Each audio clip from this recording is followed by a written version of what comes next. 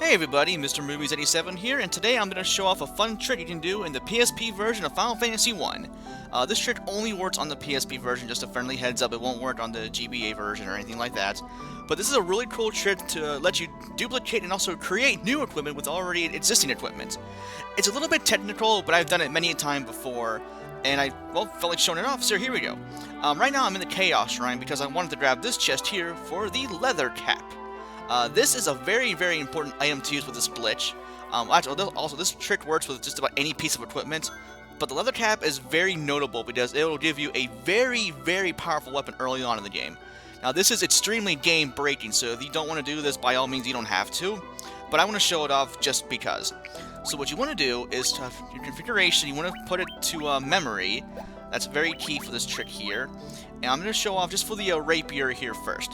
So I'm going to use my first warrior here as a start. Go to his rapier. We want to remove that for right now. Then keep that slot highlighted. Excuse me. And then what I want to do is go over to my next warrior here, which, by the way, you want to have 2 warriors in your party to do this, because they can use the most of the equipment in the entire game, and it's a lot easier just to do this way, because it can use everything. Yeah, but this trick will involve passing equipment from one character to another, and the mages, well, this is very, very helpful to give them some very powerful armor as well. So what I want to do next, you have to do the rapier first, and then remove the clothes here. So the cursor will be set to that, and then go back to my first warrior here, it'll be set to his weapon slot here. Now what you want to do is, while you're equipping something, in this case will be the rapier, I'm going to move to the right one spot, so that'll be R. What you want to do, you want to press R and X at the same time, or if you're going back to character, you want to use L and X. It's a little tricky to do, but if you do it right, let's see. Yep. Actually, that wasn't. Well, it worked there, but actually, I forgot. I wanted a better example here. I wanted to actually use my white mage here for a better example of this. So yeah, remove the hammer from the white mage. Sorry, I should have done this one first. My bad.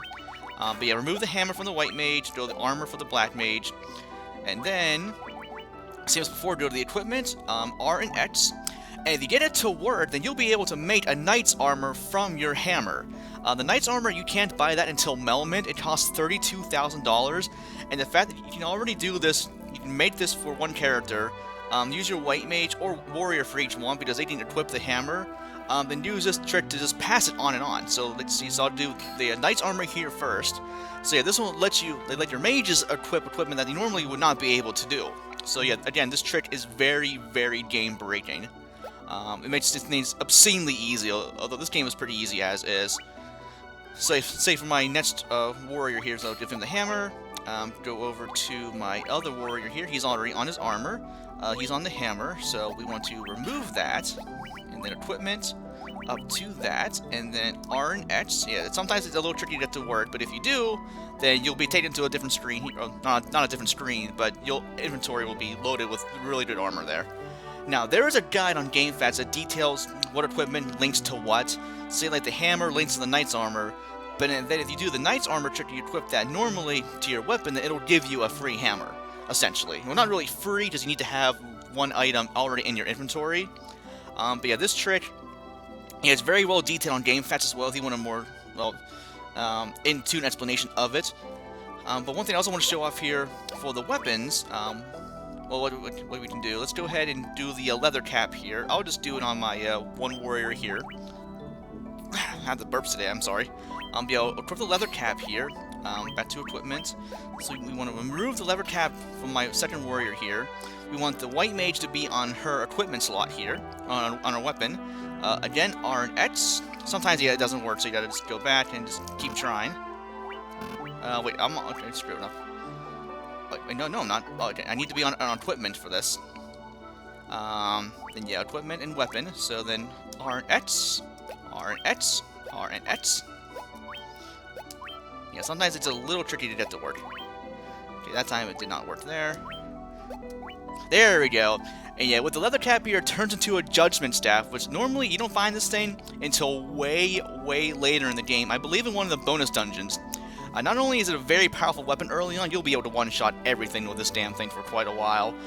It also lets you cast Flare for free.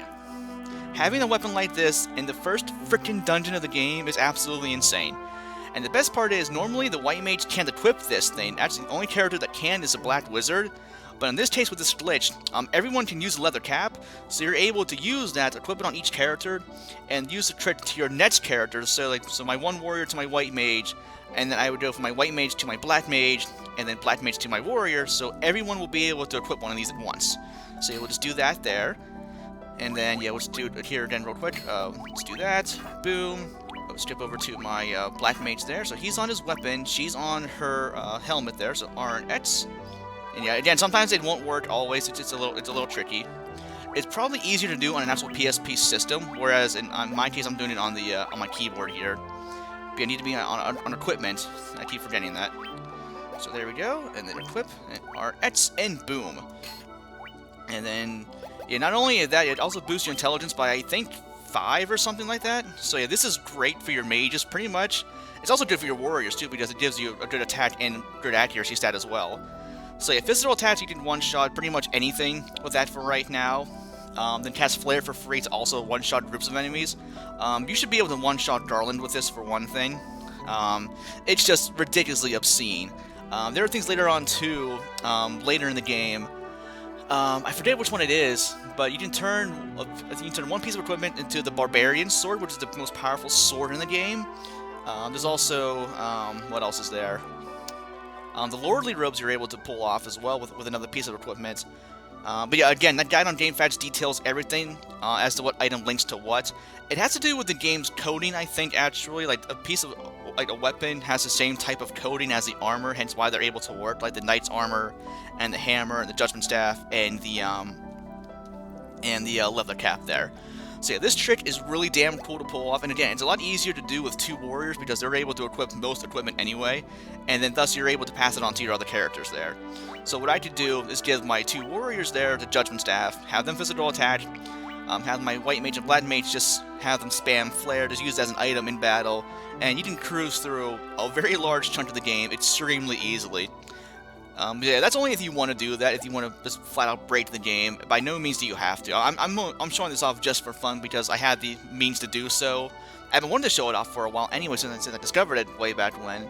Although I didn't myself like find it or anything, I just found out about it years and years ago.